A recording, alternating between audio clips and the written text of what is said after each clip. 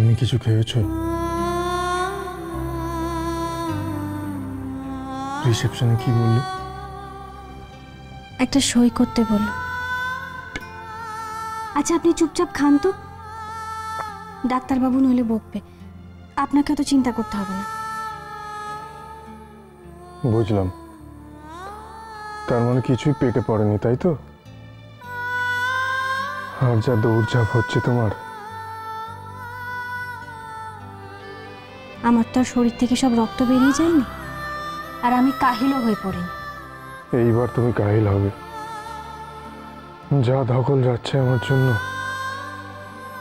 শোনো না, এই খাবারটা আমরা দুজনে মিলে খাই। তার মানে আপনি পুরোটা খাবেন না, তাই তো? দেখুন ডাক্তারবাবু কিন্তু বলেছেন ভালো করে খাওয়া দাওয়া করতে, নইলে দুর্বলতা কাটবে না।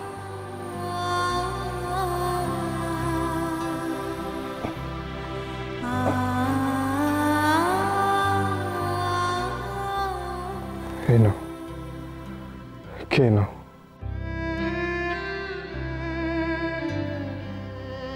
খাও।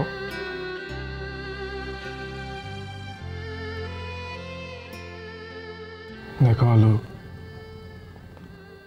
আমরা কিন্তু জানি না এরপর আমরা কোথায় থাকবো, কিভাবে থাকবো, কিছুই জানি না। কিন্তু আমাদের সুখ দুঃখগুলো তো আমরা এভাবে ভাগ করে নিতে পারি।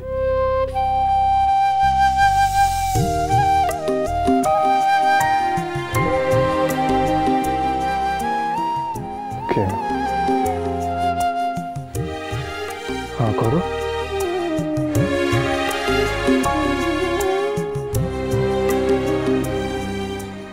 এত ভাবেন আপনি আমার জন্য?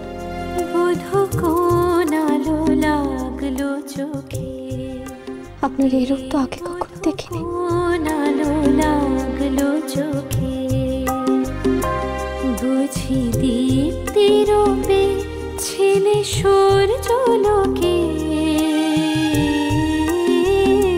বোধো কোন আলো লাগলো চোখে। কি করে দেখবে আলো?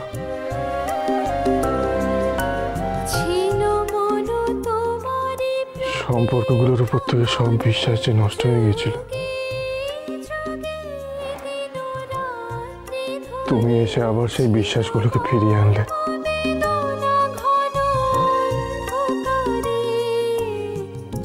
আমি কখনো ভাবিনি কেউ আমার দুঃখে এভাবে আমার পাশে থাকবে,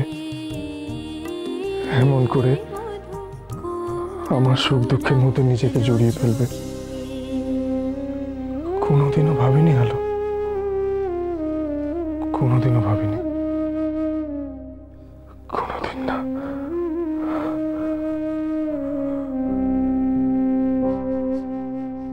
অস্ফুট মন আলো, কথা দাও, কোনোদিন এই বিশ্বাসটা নষ্ট করতে দেবে না। কথা দাও, বরাবরই একই রকম থাকবে। কথা দাও আলো।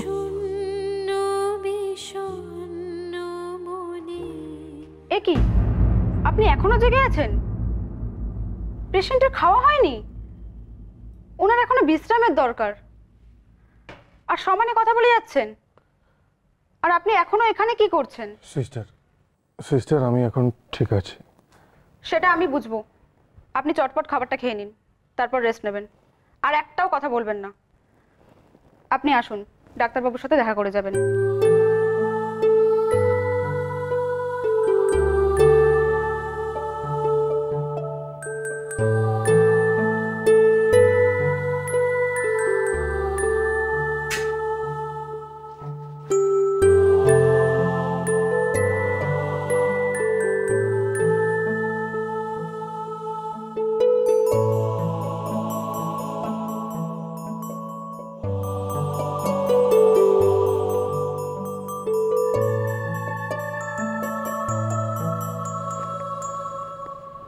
আমায় দেখা করতে বলেছিলেন ডাক্তারবাবু?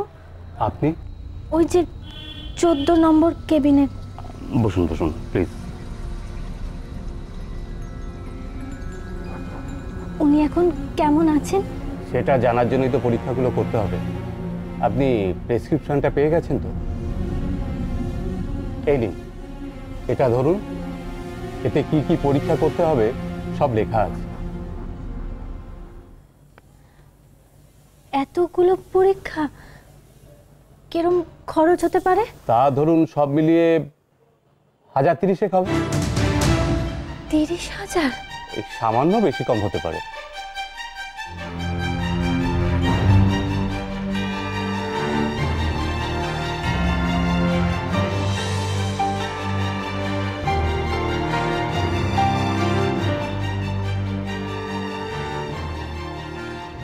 তা ধরুন সব মিলিয়ে 1030 হবে।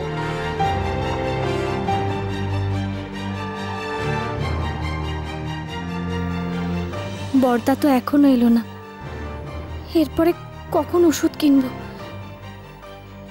তবে কি টাকার জোগাড় হয়নি? আপনি কিছু টাকা রাখুন। 1 2 3 4 5, না না, 100-5 টাকায় তো কিছুই হবে না। 6 7 8 9 10। আপনি টাকাটা নিন, দেখুন 1000 টাকায় যদি কিছু হয়। না না, কি বলছেন আপনি?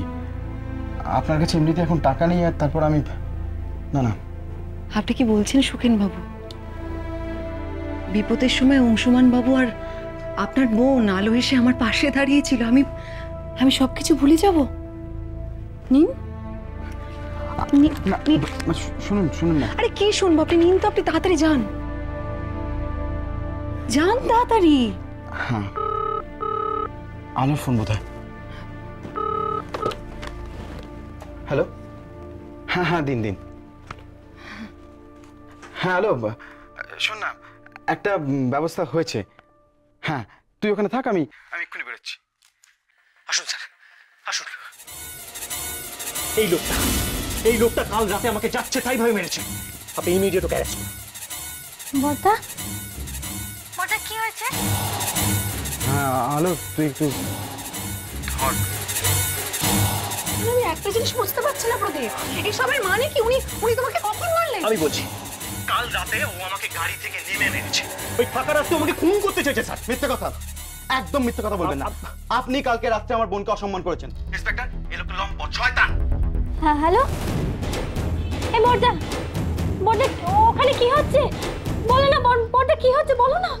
দেখুন, এই ভদ্রলোক যদি সত্যি আপনার কোনো ক্ষতি করে থাকে তাহলে আপনি তো থানায় আসতে পারেন।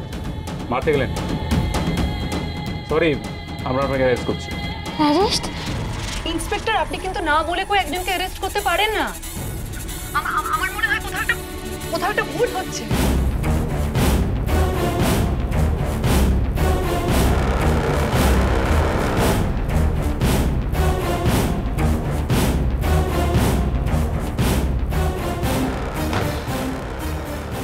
বর্দাকে পুলিশে অ্যারেস্ট করেছে?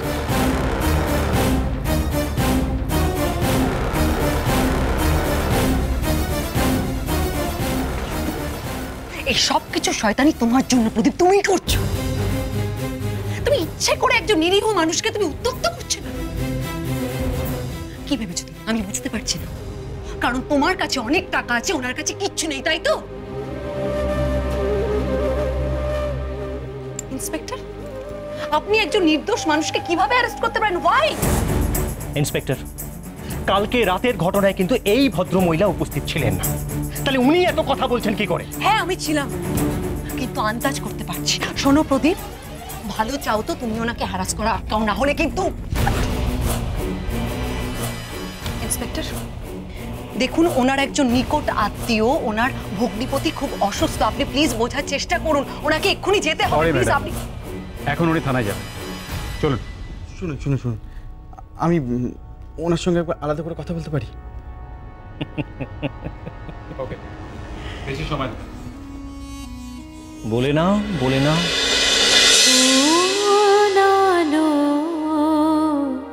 লাগলো চোখে।